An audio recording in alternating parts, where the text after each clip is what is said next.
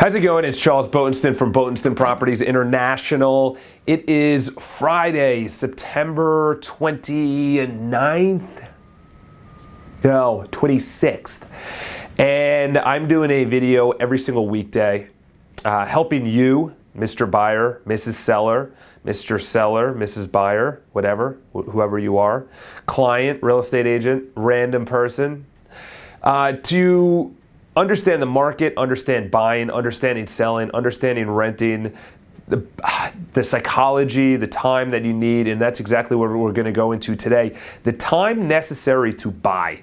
How much time is it going to take out of my schedule?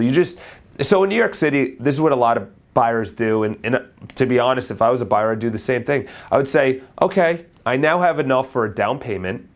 Let's find out what we can afford. So if I put down 20%, say the apartment's $2 million, if I put down 20%, $200,000, and I have a bunch of money left over, say $100,000 left over, so I have $300,000 in the bank, or less in your market, or more, doesn't matter, just use round up. So you say 20% down, what's the next step? Nobody uses the newspaper anymore. I think they say nationally it's 85 or 80% or 85% start online.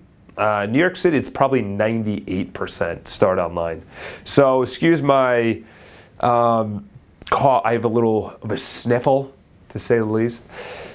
And when they start online, they go immediately to one website, and that's Streeteasy. Streeteasy is like a Trulia or a Zillow outside of New York City, which is great. It has all the listing prices, it has all the closed prices, it has all the information, pictures, floor plans, addresses, obviously, and discussions at the bottom. It has discussions about problems and issues, benefits, tenants or shareholders and owners talk, and then there's people that say, oh, I heard there's a roof problem or a leak problem, is this true? And then other people chime in, and it's a great community. I love it. So they then go on Streeteasy, they maybe set up an alert, so they get an email alert, and then they start attending open houses and start, emailing them, the listing agent, and going to open houses, and then following up and other things. So what is the time commitment going into buying? Number one is you have to go to the bank to ensure that, and the things that I'm saying are, the reason I'm saying them is not because you obviously know, I'm just saying these are the things that you need to do, so it's part of your time. And the way that I value my time more than my money. And I've said that in other videos. Actually, I have another YouTube channel which has no real estate related information on it. But I value my time way more than my money. My money is things that I can make and spend. Time, you can't make more time. You can technically make more time by freeing things up. I mean, you can't bring back time. You could bring in more money. You could see how you spend your time, which is extremely valuable to me. That's why I see a benefit in a real estate agent. I'm not here to pitch you on a real estate agent. I'm just saying, if I was buying, I value my time way more than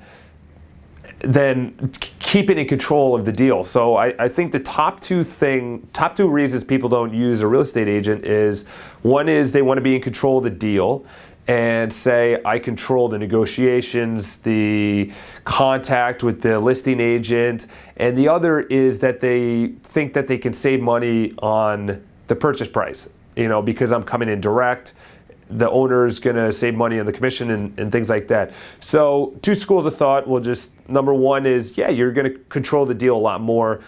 Listen, I negotiate like a banshee. I'm one of the top negotiators. I know body language, I know voice tonality, I know how to handle situations, I'm solution oriented. I can't speak for all real estate agents, I'm just speaking for myself, is that when you're with me, that's my added value. My added value is not that I provide more information, because I don't know all of the information about the building, but when I have the information, I know how to use it.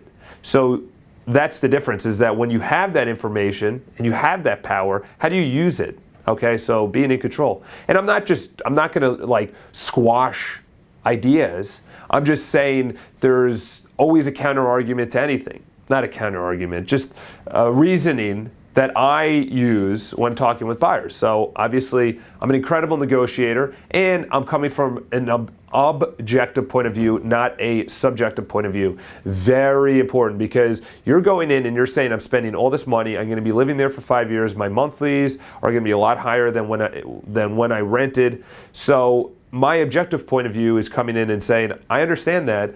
I think this is going to be a great purchase because you're going to be really happy that you're close to work, that you're close to your gym, that you're close to your parents, that it has a roof you can lay up there, it has a doorman to collect your packages, whatever. I'm coming from an objective point of view, things that, excuse me, that you would maybe not see.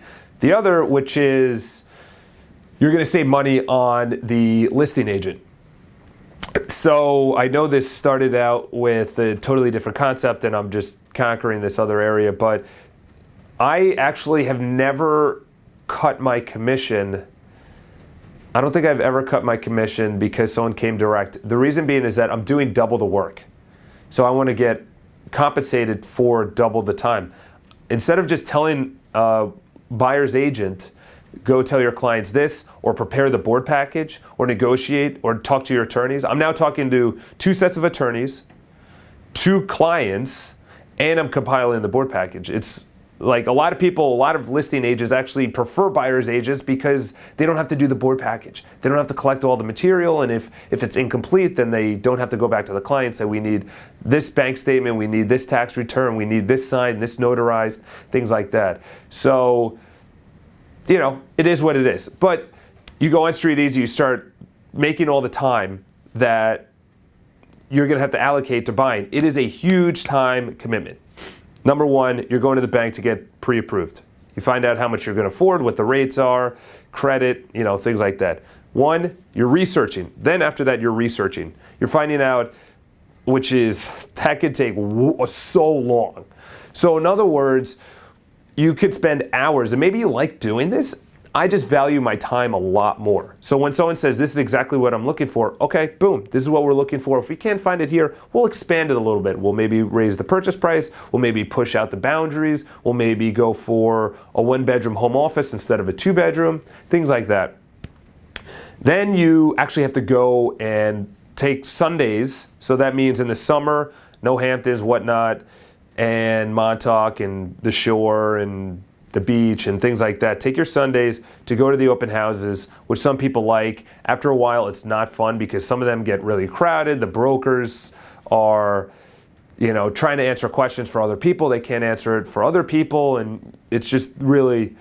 Then you want to do a second showing, or you want to do a weekday showing, so you're going back and forth with the agent, things like that. With a broker, yes, you're saving time. I just want you to understand that there's a huge time commitment that a lot of people either get frustrated over. They don't understand how much time it takes to buy an apartment. You know, some people say, listen, I bought my apartment, the first apartment I saw. That's awesome. That's not the normal type of transaction, to say the least. So understand that you're going to be spending a lot of time with the bank, the listing agent, going on appointments, scheduling appointments, and I never actually thought of including this into the video, but that's what the real estate agent can do. So perfect example for me is that I own a real estate firm, and I'm doing things in my real estate firm that I could be giving to someone else. What I'm doing in my time is not worth my time. So if I give it to someone else to do, that means I can do more valuable things. So in other words, for yourself, you are researching apartments. Give that to a real estate agent so that frees up your time either at work, play, which is going out, going to dinner, instead of staying in and researching apartments, or instead of scheduling appointments and going through email and be like, all right, fine, I can do 12 instead of 12:30. Okay, I can do 1 instead of 1:30. Instead of doing that, your time is more valuable than your money. I don't know many people that actually save money on the back end without using a real estate agent. And this video was actually not even to push a real estate agent, but it actually went to that because it's the same thing for myself. If someone said, hey, listen, let me work for you, I cost this amount, and by the way, a real estate agent gets paid by the listing agent, so you don't actually pay them as a buyer, which is fantastic. So if someone came to me, and I get pitched all the time being a small business, people come to me all the time and they say, hey, listen, how about we do your accounting? And I'll say why. What's the value behind doing my accounting? The biggest thing is time. Do you value your time? Ding, ding, ding. They got me. Where do I sign? How is this going to save my time? If it's 10 minutes instead of 20 minutes, that's a little bit different. If it's 10 minutes instead of 20 minutes per day, that's a big difference. That's 50 minutes a week. I could be doing something else. More valuable than putting in paychecks or whatever accounting software happens, the taxes and the liabilities and the 401k and things like that. They pitch me on the benefits. It's not benefits to me. I don't really care. It's like me pitching a buyer on my benefits. I can negotiate well. Listen, I can save you time and I'm going to get you a better price than what you'd normally get. If someone came to me and they said, we're going to save you time and we're going to do a better job than what you're normally doing and we're going to provide detailed records, boom, done, sold. Where do I sign? So look at your time buying as valuable. So you minimize it because it is a huge time commitment. I didn't even talk about when you sign the contract and now you start the board package. Starting the board package without a real estate agent is insane. Just you have to type it up and compile all the information and then it's right and then you give it in and it gets kicked back because you're missing a couple of things or it gets rejected and you're like, why did it get rejected? There's a reason that there's going to be top-tiered real estate agents still available, and this isn't in any broker industry. You have brokers, travel agents. A broker is just someone that's a middle person. That's what they broker between two people.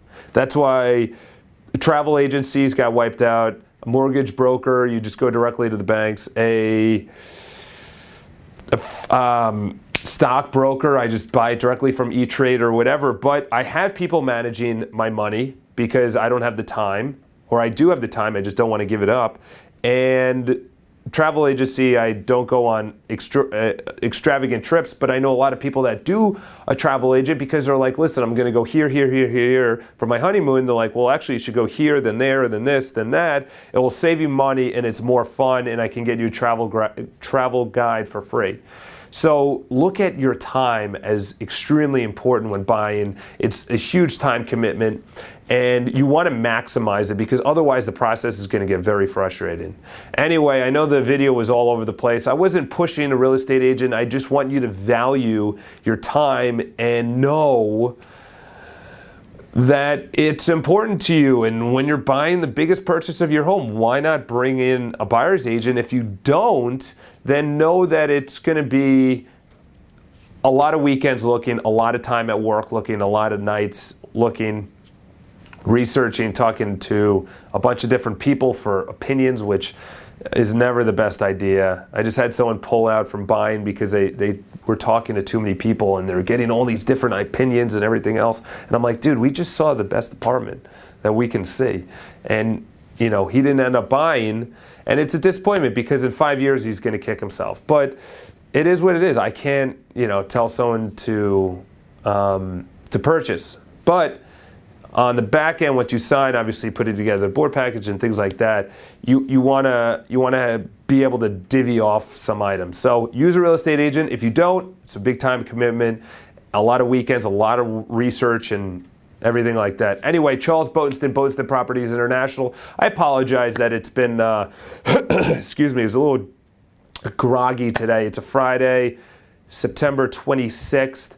And I'm doing a video every weekday. My social media network that I love, or that we love, is Instagram. Botensten Properties is Instagram. So follow us on Instagram. We put up some pretty cool pictures, a lot better than my personal one. My personal one, I'm like, selfie. And in my business one, it's tailored to people that want quality photos. It's kind of true. It is true, actually. So anyway, have a great weekend. And subscribe, obviously, to the videos. Ask me questions. Shoot me an email. And the videos are only going to get better. I go on tangents, but once I start narrowing down the topic, it's going to get better. So anyway, have a great weekend. Follow us on Instagram. And we shall talk on Monday. This is the way that I turn off the camera.